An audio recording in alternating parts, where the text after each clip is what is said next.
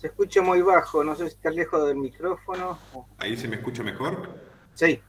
Ah, perfecto, me acerco entonces. Vamos a acercarnos.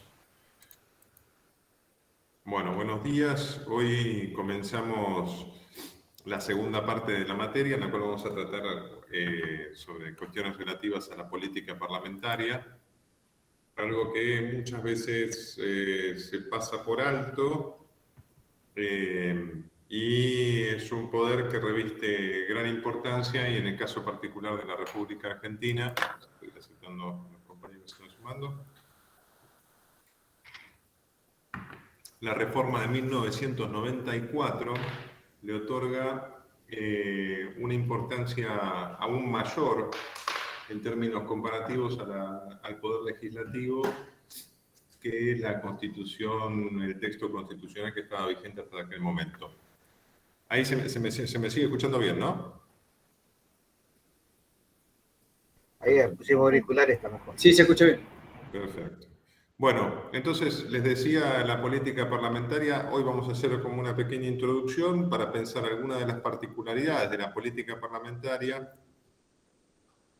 para así después detenernos en los aspectos que a nosotros nos van a interesar en el marco de este curso, en lo relativo a la defensa nacional, que es el ámbito de incumbencia del Poder Legislativo en lo que hace a los intereses estratégicos, entendiendo esto de manera amplia, tal como lo venimos cubriendo hasta ahora en el curso. Decía yo, el Poder Legislativo es uno de los tres poderes y yo acabo de descubrir los contenidos de la semana. Ustedes van a encontrar algunas cuestiones que son relativas al Poder Legislativo que los invito a leer. Más, les he puesto varios videos de apoyo, si quieren verlos. Si leen la bibliografía no es necesario, no suplantan la bibliografía, pero me pareció interesante. En primer lugar, porque bueno, ahí tienen una clase de Eduardo Menem, que es muy importante para poder comprender la Constitución de 1994 y en particular el rol del Congreso. Yo no sé si ustedes recuerdan, pero Eduardo Menem fue el presidente de la Convención Constituyente de 1994. Es un gran jurista y tiene el tratado de derecho parlamentario más importante de la República Argentina. La verdad que a quien le interese la materia se lo recomiendo. El libro está agotado, se pueden conseguir copias, eso no debería decirlo, pero así es. Pero el libro de Eduardo Menem, la verdad que es un libro muy, pero muy bueno.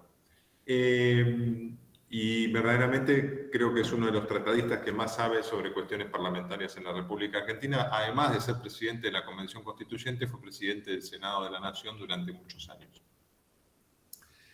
En segundo lugar, les he puesto varios textos que hacen a la comprensión del proceso legislativo en la Argentina y algunos videos de dos autores que yo recomiendo su lectura cuando es el estudio del Poder Legislativo, que son Eduardo Calvo y Jorge Aleman. Eduardo Calvo es un politólogo argentino que actualmente reside en los Estados Unidos, trabaja en la Universidad de Maryland.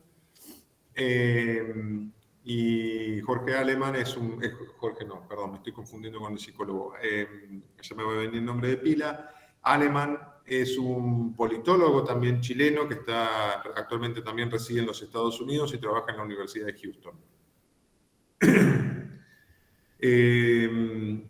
¿Qué particularidades hay que tener en cuenta para pensar el poder legislativo en la República Argentina y que nos van a ser de interés a nosotros para pensar la regulación de los intereses estratégicos y el trabajo del Congreso de la Nación, ambas cámaras, en lo que compete a la defensa nacional?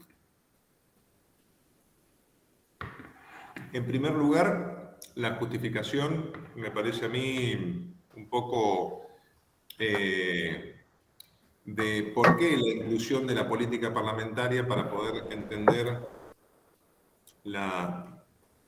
voy a silenciar, Jesús, tu micrófono. Perfecto. En primer lugar, el porqué de la política parlamentaria incluida en una materia de maestría. Porque sistemáticamente el poder legislativo es dejado de lado a la hora de poder comprender la dinámica política nacional. Es un poder al cual se ha dedicado poco estudio y eso tiene razones que podríamos sintetizar en tres. En primer lugar, el sistema político argentino es presidencialista. El sistema político argentino copia el sistema político norteamericano, la Constitución de 1776, que se puede tener en los textos del federalista de los Estados Unidos, Jefferson, Hamilton y... hoy estoy mal con los nombres, ya me va a venir el tercero. Pero copia el sistema de pesos y contrapesos de los Estados Unidos y a partir de ese sistema de pesos y contrapesos hace una adaptación a la lógica propia de la República Argentina. En ese contexto, sí, el sistema es presidencialista, pero el sistema argentino tiene un presidencialismo aún más marcado que el sistema norteamericano. No nos voy a aburrir con cuestiones legales y políticas históricas, pero el sistema argentino se constituye en torno a una muy fuerte imagen del presidente de la nación. Eso en la Constitución de 1853. El desarrollo de ese modelo constitucional se ve reforzado por las potestades que tiene el presidente de la nación en términos de intervención federal, que a medida que van pasando los años va dejando de lado la presidencia de la nación hasta la última intervención federal. Quienes tengan más o menos mi edad o un poco más recordarán que la última intervención federal que se hizo fue la de la provincia de Santiago del Estero durante la presidencia de la Rúa. Con anterioridad, el Instituto de la Intervención Federal había sido dejado de usar paulatinamente. Recordemos que a principios del siglo XX, por ejemplo, un presidente como podría ser Hipólito Yrigoyen utilizaba el Instituto de la Intervención Federal de manera asidua en las provincias argentinas. Entonces, decía yo, el primer elemento que ha relegado al Poder Legislativo como ámbito de estudio y de importancia para poder entender la política argentina es la preeminencia del Poder Ejecutivo. Sin embargo, la reforma de 1994 le otorga nuevos poderes al legislativo y eso lo vamos a ir viendo a medida que avance el curso. El segundo elemento estructurante del sistema político argentino es la fuerte organización en torno a dos partidos políticos. La fuerte organización en torno a dos partidos políticos, el bipartidismo de frentes que tiene la República Argentina, en el cual las coaliciones de gobierno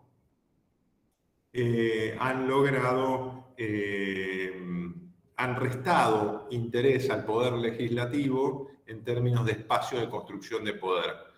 También aquí nosotros estamos presenciando una modificación del sistema político argentino en los últimos 40 años, a partir del retorno de la democracia, y esa modificación es que el peso de los partidos políticos tradicionales en la República Argentina ha ido mutando.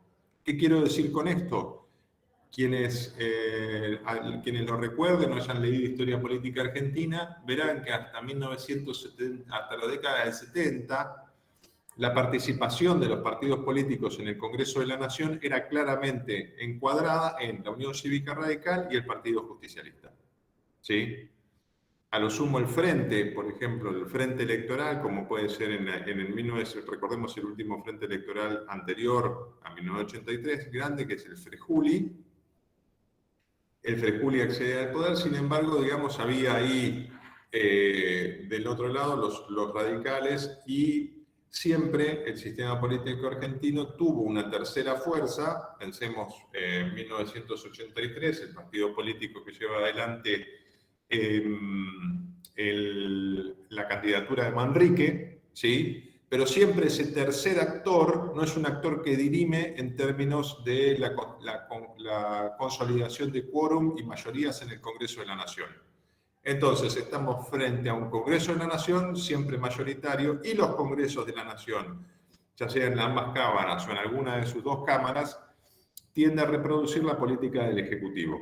Eso sucede en la República Argentina y sucede en todos los países federales del mundo, ¿sí?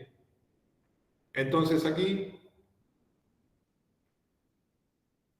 tenemos otra transformación, que es la transformación del sistema de partidos en la República Argentina.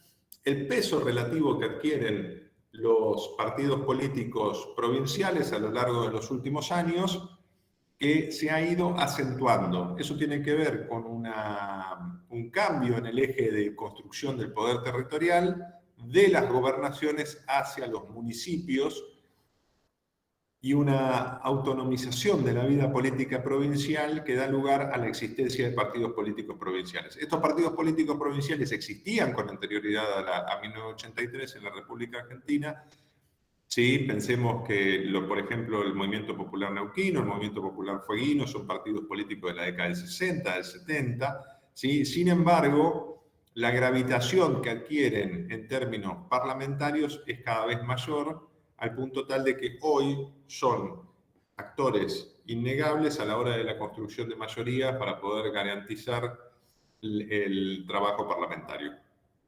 Entonces, ese es el segundo punto que merece un llamado de atención y que da lugar a cambios que, entiendo yo, hacen que el estudio del Poder Legislativo sea hoy más importante. Y en tercer lugar, tiene que ver con el rol que se le ha dado históricamente al Poder Legislativo por parte del sistema político y el sistema de partidos.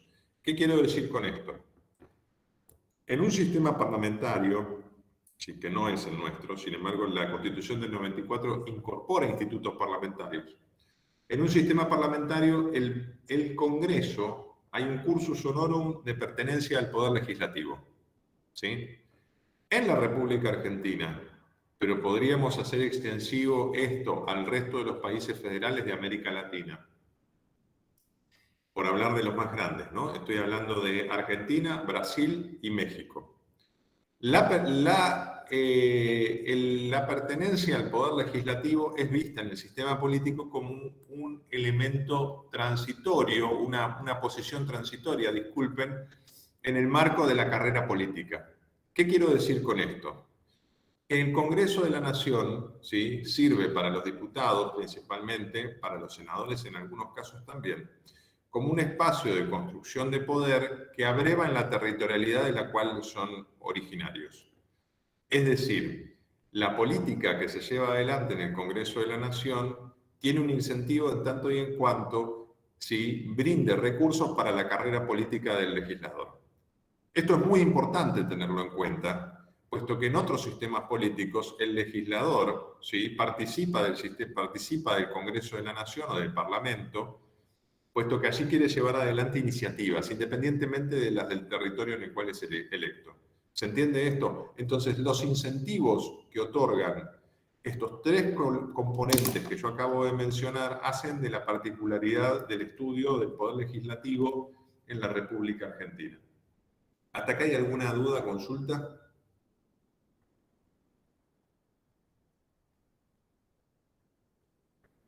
Pueden abrir los micrófonos.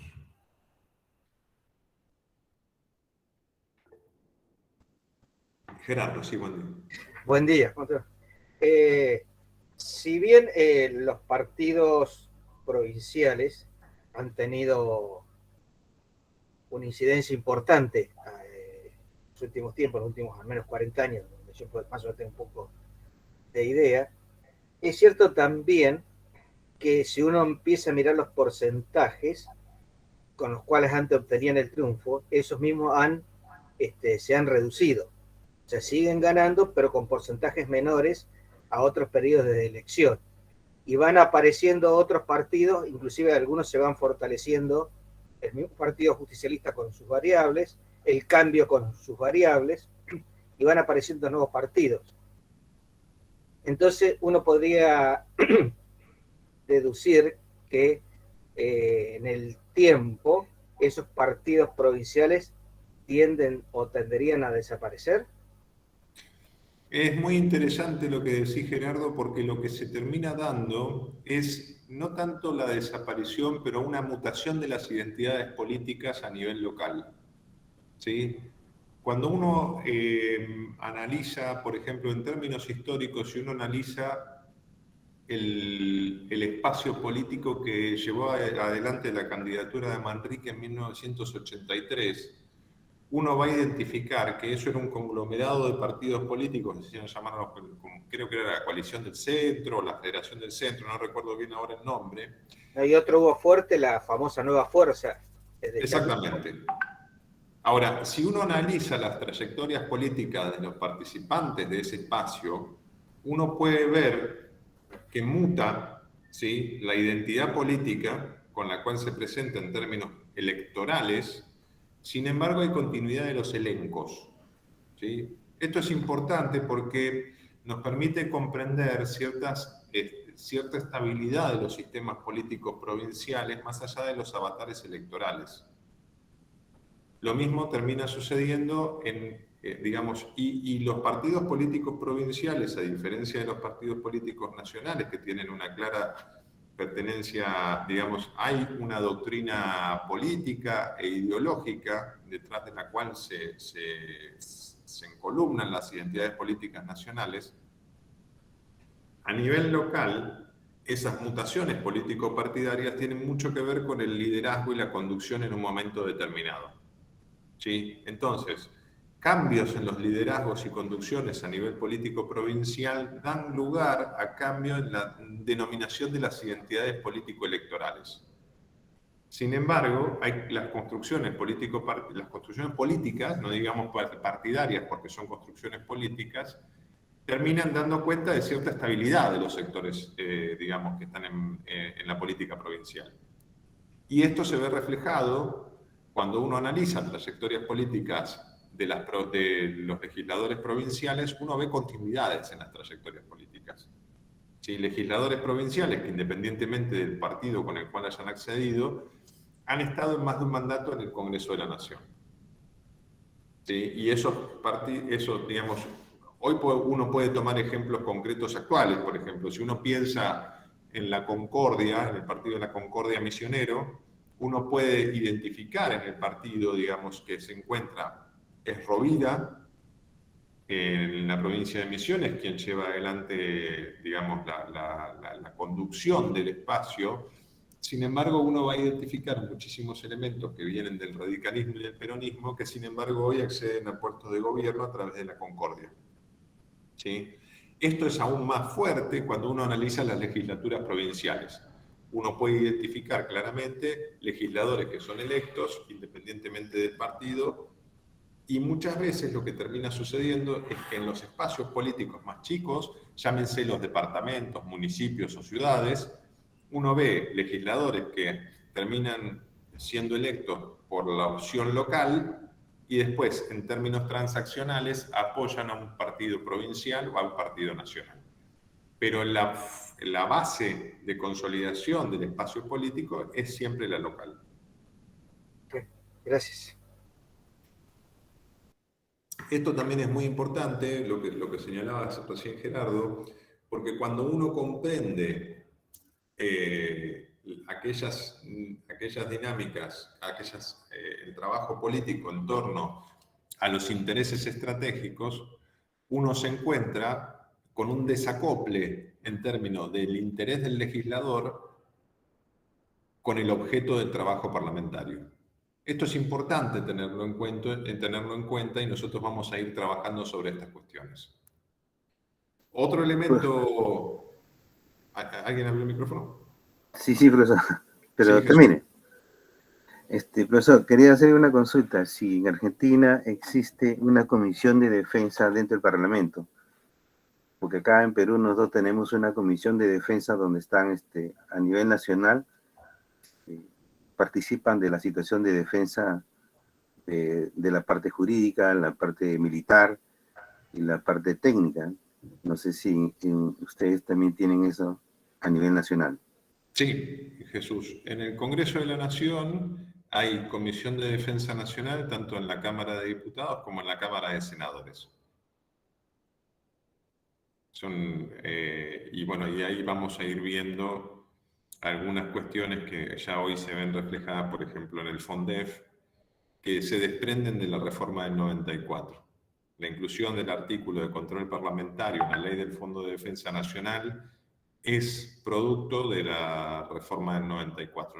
No se podría comprender ese artículo en el plexo normativo de la Constitución anterior al 94. Esto es importante porque esto es un punto fundamental para poder comprender las potestades del Congreso de la Nación en relación a la defensa nacional en particular y a los intereses estratégicos en general. Vuelvo entonces sobre los 3 puntos que les había marcado recién. Decíamos, la división de poderes que se hereda de la Constitución norteamericana del siglo XVIII y la reforma de 1994. Tengan muy presente la reforma del 94. La reforma del 94 introduce ciertos institutos jurídicos que son propios del parlamentarismo, y esto es un cambio muy importante en la República Argentina. Muchas veces pasa desapercibido, pero es un cambio importante que tiene que ver con la política, que va a tener algún tipo de correlación en términos de la política de defensa nacional. Algunos elementos que podemos señalar de la Constitución del 94 que son netamente de corte parlamentario, por ejemplo, la figura del jefe de gabinete de ministros. La figura del jefe de gabinete de ministros es una figura netamente parlamentaria que no existe en el presidencialismo, se incorpora en la República Argentina y eso va a unir, ¿sí? Porque la lógica del jefe de gabinete es que pueda ser fusible ante una crisis política, y veremos en los últimos, ya estamos a casi 30 años de la reforma del 94, el jefe de gabinete nunca fue utilizado como fusible, ¿sí? Otro elemento muy importante que verán en los textos y en el video de Eduardo Menem está muy claro, es la potestad de control que se le otorga al Congreso de la Nación. Esto es fundamental, puesto que el control parlamentario, con anterioridad a la Constitución de 1994, se ejercía a través de ciertas potestades exclusivas de la Cámara de Diputados y de Senadores que no siempre eran utilizadas. ¿Cuál es el caso más claro de control parlamentario que existe en la Constitución Nacional y que guarda relación directa con la política de defensa nacional? Las comisiones especiales investigadoras. Las comisiones especiales investigadoras son un dispositivo de la política parlamentaria argentina que guarda relación muy estrecha con la política de defensa. Toda vez que en el caso de la política de defensa ha existido algún tipo de entredicho o alguna situación grave, el Congreso de la Nación interviene a través de una comisión investigadora. La última que podemos recordar es la de Lara San Juan, pero si nosotros hacemos memoria, hay otros casos sobre los cuales nosotros podríamos traer comisiones investigadoras, ¿sí? Por ejemplo, podemos pensar en la comisión investigadora especial de la venta de terrenos del Palomar. Para quien no conozca el caso, es en la década del 40, se da una comisión investigadora que termina en el marco es una investigación bastante importante porque se estima que hubo una malversación de fondos y venta espuria de terrenos en el Palomar. Esto termina con el suicidio de un diputado nacional, el último suicidio de un diputado nacional por cuestiones de honor, que se recuerda en la República Argentina. Otra comisión investigadora es la Comisión Investigadora de Compra de Armamento, ¿sí? De 1914. Espero poder traerles, sobre la cual estoy haciendo un trabajo, espero poder traerles los primeros resultados antes de la finalización del curso. Una comisión investigadora muy importante porque nuevamente, el Congreso interviene, toda vez que interviene el Congreso en estas cuestiones, la del Palomar es una cuestión, digamos, como más interna, ¿no? Hay una venta de terrenos y uno podría decir, se asemejaría a lo que podría ser una comisión de delitos, sin embargo, por ser en el ámbito de las Fuerzas Armadas, interviene el Congreso de la Nación. Sin embargo, en el caso del ARA San Juan y en el caso de la Comisión Investigadora de Compra de Material Bélico, en ambos dos, hay otros elementos políticos internacionales que intervienen, ¿no? En el caso del ARA San Juan, no hace falta que lo mencione.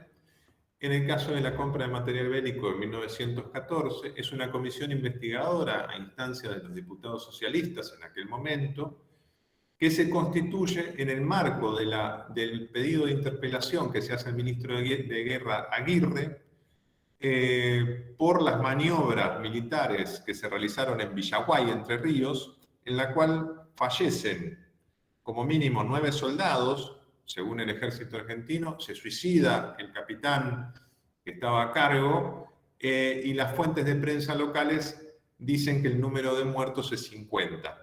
Para quien no conozca el hecho, se dan maniobras militares en un ejercicio que se denominaba ejercicio de otoño, en la provincia de Entre Ríos, cerca de la localidad de Villaguay, Jubileo. Hay una gran tormenta, una tormenta muy pero muy importante, y en un momento determinado en Villaguay, un capitán hace cruzar a sus soldados por un puente ferroviario y la tormenta era tan intensa que no ven un tren que viene de frente y el tren arrolla a todos los que estaban en el puente. Esto da lugar a un pedido de interpelación al ministro de Guerra y en el marco del pedido de interpelación al ministro de Guerra se hace la mención sobre la compra de material bélico que realiza la República Argentina en 1908 a través de varias comisiones al exterior. Una compra de material bélico de suma importancia para la época. Pensemos que la compra de material bélico que realiza la Argentina en aquel momento representa el 20%, en términos monetarios, representa el 20% del total de adquisiciones bélicas de los principales países de Europa. La Argentina compra, ¿sí?, por un monto equivalente al 20% de lo que había comprado Alemania, Gran Bretaña, Francia, Italia, Austria y Rusia. Una compra de material bélico muy importante. En el marco de esa interpelación surge la necesidad, se dice que habría comisión de delito en la compra del material bélico y las comisiones al exterior, y allí se constituye una comisión investigadora. Eso va a ser objeto de una presentación, si puedo, antes del fin del curso. Entonces, decía, esta cuestión de la investigación, ¿sí?, en manos de las comisiones especiales, que es una potestad de la Cámara, y de las comisiones especiales, varias de ellas han tratado cuestiones relativas a las Fuerzas Armadas. Pero no solamente eso, sino que en el texto original de la Constitución Nacional hay otras cuestiones relativas a la política de defensa que son de suma importancia para entender a través del Congreso. La segunda, que ustedes sabrán, que es potestad de la Cámara de Diputados exclusivamente, potestad de ambas cámaras, perdón, tiene que ver con la entrada y salida de tropas extranjeras. Eso es potestad del Congreso. El Poder Ejecutivo debe enviar el proyecto de ley todos los años al Congreso y el Congreso es quien lo aprueba. Un tercer elemento de suma importancia en el Congreso de la Nación, que esto es potestad exclusiva del Senado, tiene que ver con los pliegos de ascenso de oficiales de las tres armas, ¿sí? Y hasta allí las potestades clásicas que confería la Constitución Nacional en términos de política de defensa. A esas potestades clásicas nosotros tenemos que sumarle los institutos jurídicos de control que otorga la Constitución de 1994. A partir de 1994 se empiezan a desarrollar fuertes institutos de control parlamentario, ¿sí? Hay comisiones, hay algunos que ya son conocidos por ustedes, uno en particular que también hace la política de defensa, que es la Comisión Bicameral de Seguimiento de las Actividades de Inteligencia, a la cual el Ministerio de Defensa debe presentar en el marco, por ser componente del Sistema de Inteligencia Nacional, en las tareas realizadas año tras año.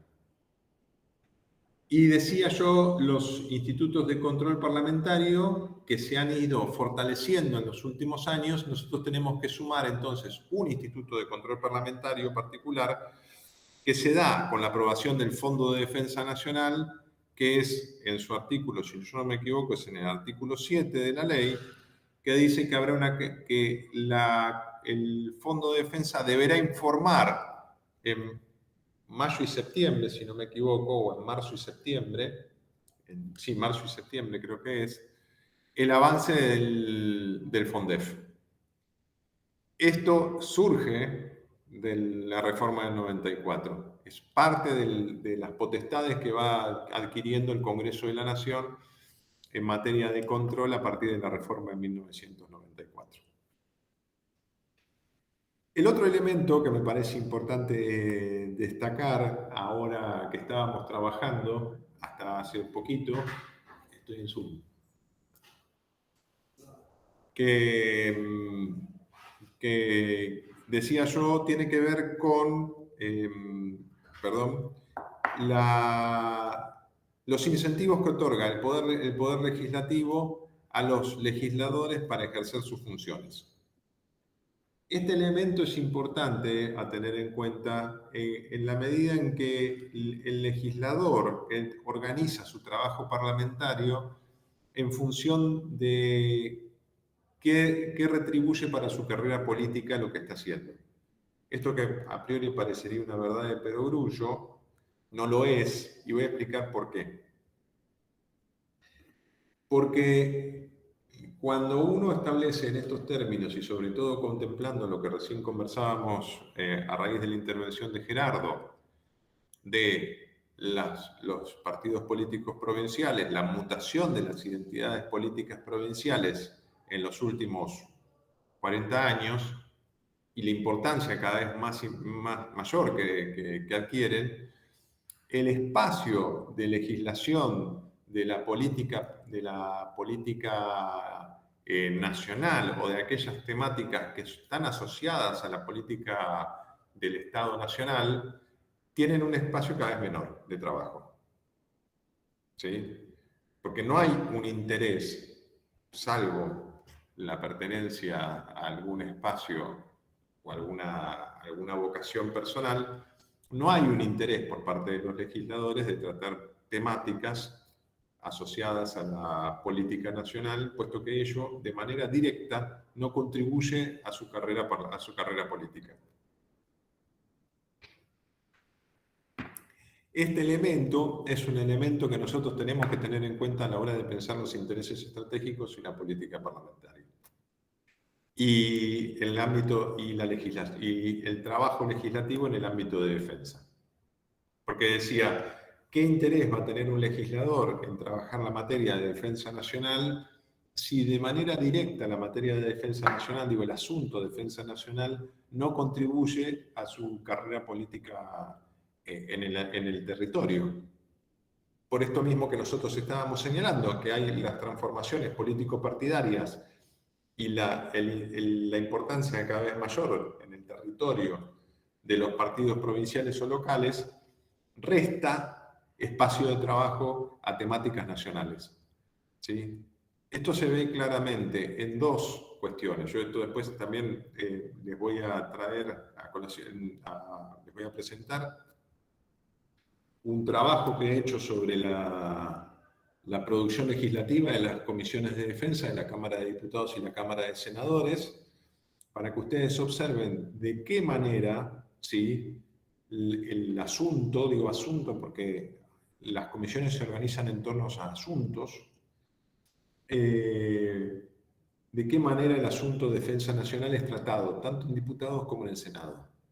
Y allí nosotros podemos ver cómo el interés del territorio, ¿sí?, y aquellas cuestiones que hacen a la carrera política local se ven reflejadas en la Comisión de Defensa Nacional.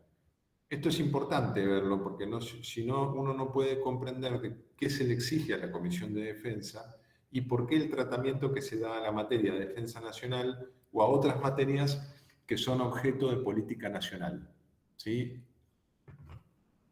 No sé si hasta acá tienen alguna duda.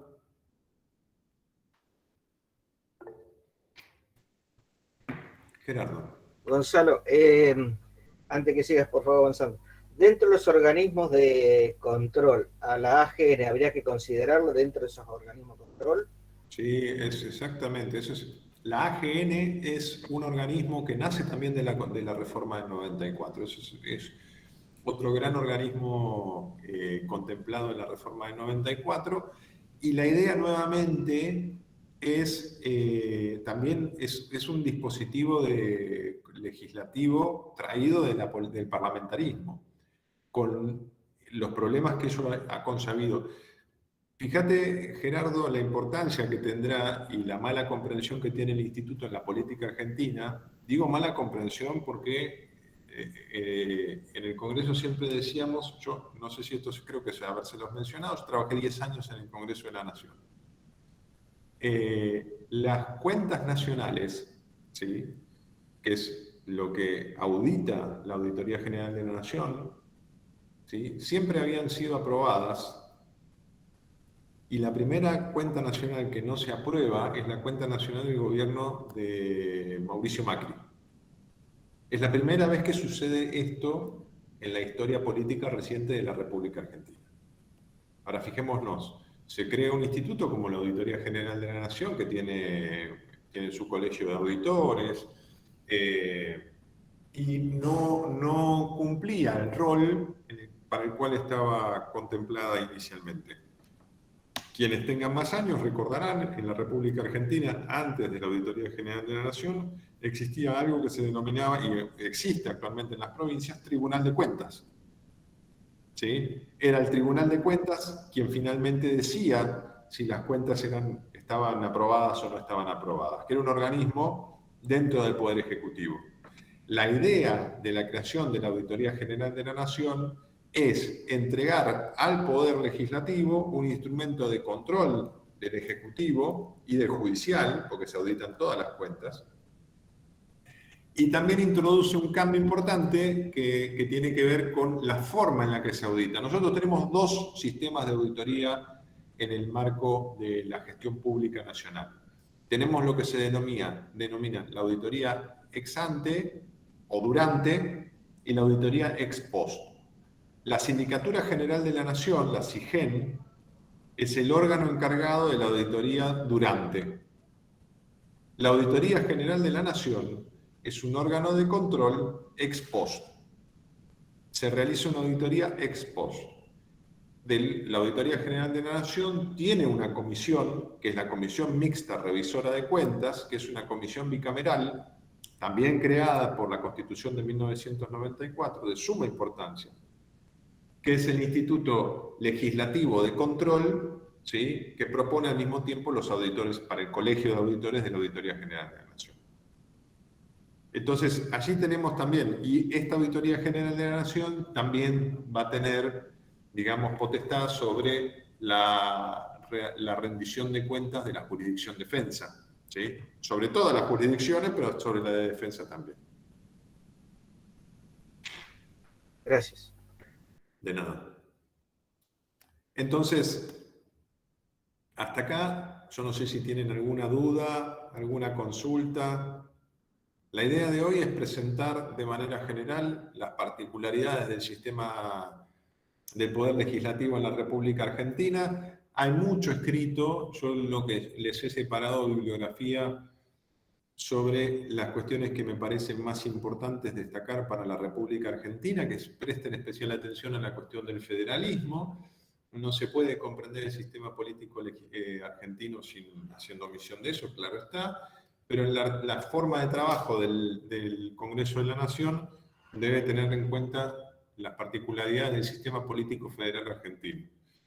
En segundo lugar, les he puesto varios textos que tienen que ver con la reforma del 94. Hay una presentación que me parece importante para que vean, que tiene que ver con los incentivos de coalición, que es la forma en la cual se organiza el trabajo legislativo, ¿sí?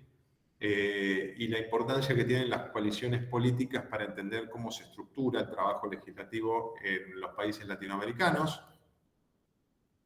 Perdón, otro instrumento de corte parlamentario que se trajo en la reforma de 1994 son los decretos de necesidad y urgencia, que también guardan relación, digamos, con el área pueden guardar relación con el área de defensa. El decreto de necesidad y urgencia, los DNU, son propios del sistema español. Varios institutos legislativos argentinos se trajeron de España. España es una república parlamentaria, ¿sí? Una monarquía parlamentaria, perdón. Y el sistema político argentino copió algunos institutos de la Constitución española. Entonces decía, en esta primera clase va a ser una introducción. Muchas veces yo, como les mencionaba recién, no se comprende muy bien el rol del Poder Legislativo. El Poder Legislativo tiene un rol específico por las comisiones de defensa nacional, pero por las comisiones digamos, de varios asuntos que competen a los intereses estratégicos. Al mismo tiempo, yo no sé si les interesa que les diga hoy un poquito la lógica de trabajo del Congreso de la Nación, o eso prefieren que lo veamos la clase que viene. Y luego, lo que sí es muy importante entender es la dimensión de la carrera política de los legisladores para entender de qué manera estructuran su trabajo y cuál es el lugar que tiene la materia de defensa nacional en particular y los intereses estratégicos en general a la hora de estructurar el trabajo en el Congreso y su carrera política.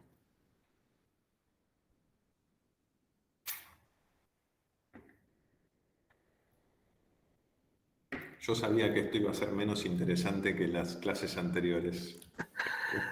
Profesor, no, más bien es interesante. Profesor, una consulta. Sí. Escucha, mire, el trabajo que hace la comisión investigadora que existe en el Senado y en la de diputados en Argentina, el resultado de esa comisión se da para que se pueda determinar en el punto de vista jurídico o lo maneja el Poder Judicial en Argentina. ¿Cómo es? O lo que diga el Parlamento se debe dar. O en este caso. Hay dos roles, Jesús, de comisión especial. Hay una comisión permanente de juicio político. La comisión permanente de juicio político, el Congreso se constituye en órgano enjuiciador.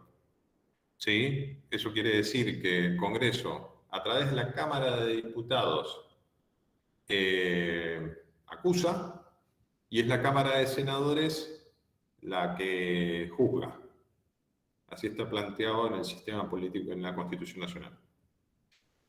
Las comisiones investigadoras tienen, al inicio de la comisión investigadora, cuando se aprueba una comisión investigadora, ustedes eso lo pueden buscar en internet, se dice cuáles son las potestades de la comisión.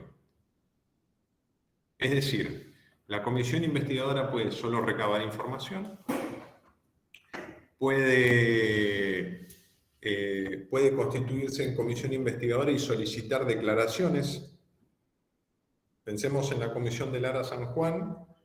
El Ara San Juan solicitaba declaraciones a los acusados, ¿sí? A los involucrados, no eran acusados técnicamente,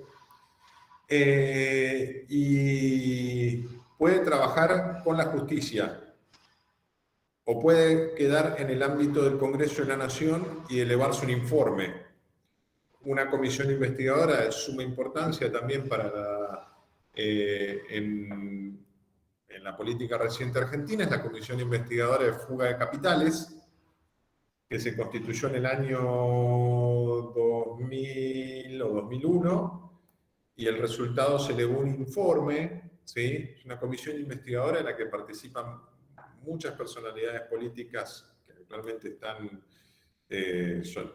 aún en política. Participa Elisa Carrió, Cristina Fernández de Kirchner, estaba el gobernador de Río Negro que falleció, Soria, ¿sí? En una comisión de suma importancia también. Esa comisión, por ejemplo, solo elevó un informe a la presidencia de la Cámara. La comisión de Lara San Juan es una comisión investigadora, elevó el informe a la justicia. Sí, hay diferentes potestades. Uno tiene, cuando la comisión se constituye, la Constitución Nacional permite, digamos, que las potestades varíen y eso tiene que estar explicitado en el dictamen de creación. Sí, Gerardo. Estás muteado. Es el tema de la edad.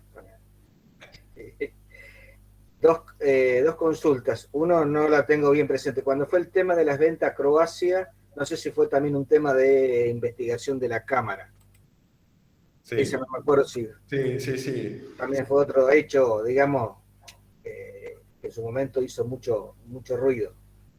Y el tema de, digamos, entre la duda, siempre las cámaras de investigación o cuando las cámaras se ponen a investigar algún tema que tenga que ver relacionado con defensa, ¿tienen la obligación de generar un informe y además la denuncia, o puede ser un informe y que alguien tome ese informe para ejercer la denuncia? No sé cómo es la figura o los pasos.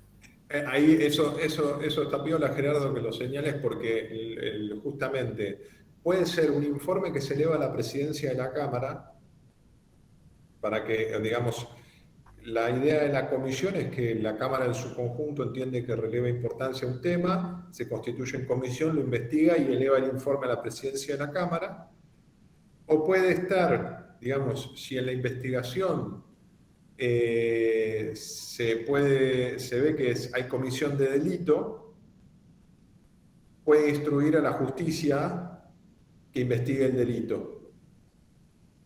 Eso también es potestad de la comisión. Por eso digo, es muy importante ver cuando nosotros estamos trabajando sobre comisiones investigadoras, usted justo me había olvidado lo del caso de la venta de armas, es siempre, digamos, el Congreso ha tenido a través de las comisiones investigadoras injerencia en la política de defensa, ¿sí?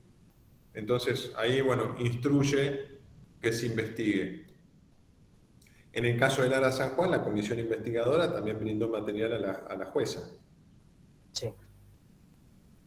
En el caso de que no se constituye, no se genere, no haya comisión de delito, por ejemplo, la comisión investigadora de la venta de tierra del Palomar comisiona delito.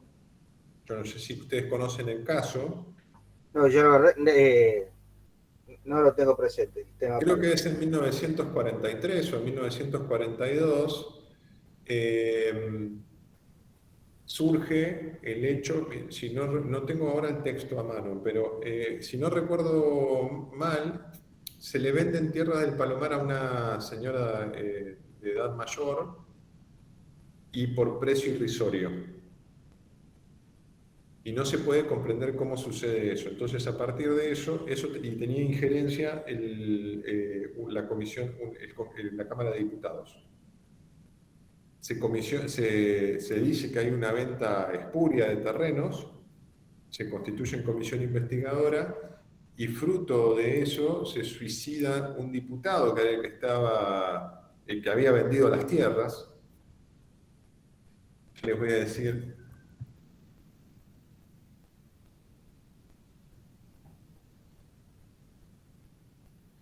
El escándalo del Palomar es de 1940. Y el senador creo que se llama Benjamín Villafañe. Exactamente. Lo googleé, no, recién, no es que sabía. Exactamente. Bueno, pero y en el medio de todo esto se termina dando la renuncia de Ortiz. Digo, o sea, son comisiones que siempre han, las comisiones investigadoras, en el caso, digamos, siempre se constituyen por casos, digamos, de relevancia, de interés público, pero varias de las comisiones investigadoras han guardado relación con la cuestión de la defensa nacional o el accionar de las Fuerzas Armadas. ¿Estas tierras eran de ejército o de Fuerza Aérea de Palomar? Mira, tengo entendido que eran de ejército. Dice lo que dice Wikipedia, ¿no? Wikipedia sabe todo. Es el presidente, a ver dónde está.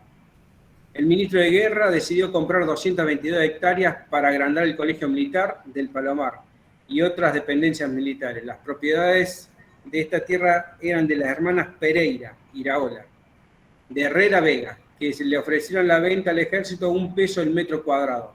Pero el 26 de noviembre del 36, la Dirección General de Ingenieros tasó esa tierra en 0,20 centavos la unidad métrica por ser terrenos anegadizos y de poca calidad, cancelando así la operación. Claro. Y había 80 centavos por metro cuadrado de diferencia. Claro, había 80 centavos por un negocio. Están los padres de ahora en el medio, hay que mantener el nivel de vida. No es cuestión de perder el nivel. Una moneda. Y para la época, sí. Sí. Bueno, pensemos en el caso de la compra de material bélico, que yo les mencionaba recién, la Comisión Investigadora de 1914. No tengo ahora la cifra, yo el otro día hice la conversión de los pesos moneda nacional, pero estamos hablando de aproximadamente, como si yo le dijera que fue una compra, no sé si eran de 8.000 millones de dólares a valores actuales para la Armada y 6.500 millones de dólares a valores actuales para el Ejército. Todo junto, que desembolsaban las Fuerzas Armadas Argentinas. Y el debate surge porque en el marco de los ejercicios militares que se realizan en la provincia de Entre Ríos, los cañones Krupp que se habían comprado a Alemania en aquel momento se quedan en el fango, en el terreno, y los diputados aducen de que el material bélico que se había comprado no había contemplado el estado de los caminos y la situación, digamos, de la red de infraestructura y logística de la República Argentina. Así que, nada, es también un caso interesante para pensar porque hay varias cuestiones que se entrecruzan en esa comisión. Pero bueno, no quería tomarles más tiempo. Yo sabía, no iba a haber muchas consultas porque ya dije, le voy a presentar política legislativa y se van a aburrir como ostras. No. Hay temas interesantes para ver. Pasa que por ahí a veces se lo ve al poder, más allá que hay tres poderes, o el ejecutivo tiene su prensa o el judicial por los hechos. A veces el legislativo no tiene la difusión que debería tener, y hasta la culpa un poco el Congreso que no difunde sus trabajos. Más allá que uno dice, yo lo puedo buscar, pero por ahí no tiene la prensa, o hay algunos políticos, como dijiste, por ahí es más de personas que de órganos del Estado. Exactamente. Porque uno conoce a un diputado, a un senador, o algunos, que sobresalen o porque son los presidentes de las cámaras, pero en líneas generales uno desconoce. Si bien uno quiere entrar en la página web, puede saber quién es cada uno, etcétera, etcétera, pero en líneas generales uno conoce personas, pero no el órgano. Eso es también quizás el déficit de los que tendrían que mejorar para saber qué están haciendo. Sí, y es muy complejo. O no quieren hacerlo, no sé. No, porque yo creo que ahí una de las cuestiones que me parece interesante, yo después les voy a presentar, no sé si la clase que viene o la otra, el trabajo que hice en el marco de estadísticas sobre trabajo parlamentario de ambas comisiones de la Cámara. Y cuando uno ve el trabajo parlamentario que se lleva adelante, lo interesante es evaluar los móviles del trabajo parlamentario. Porque si no, justamente digo, o sea, el trabajo parlamentario muchas veces no tiene prensa, y es muy justo lo que vos decís, Gerardo, porque la lógica del trabajo parlamentario está 100% abocada al territorio. Entonces, en un ámbito precisamente como el de defensa o en un ámbito de regulación de intereses estratégicos, no hay incentivos por parte del Parlamento para que el legislador se ocupe de esa temática. Yo creo que es una cuestión interesante para pensar de qué manera el Parlamento puede generar un incentivo para que el legislador se ocupe, por ejemplo, de tareas de defensa nacional. Más allá del control, que el control sí es claro que genera incentivo porque hay una estructura burocrática asociada al proceso de control. Digo, pero ahí hay cuestiones interesantes para pensar, que bueno, vamos a ir desarrollando en las clases que vienen. Porque uno se pregunta, ¿cuántas veces la Comisión de Defensa visitó unidades militares? Sí, por ejemplo.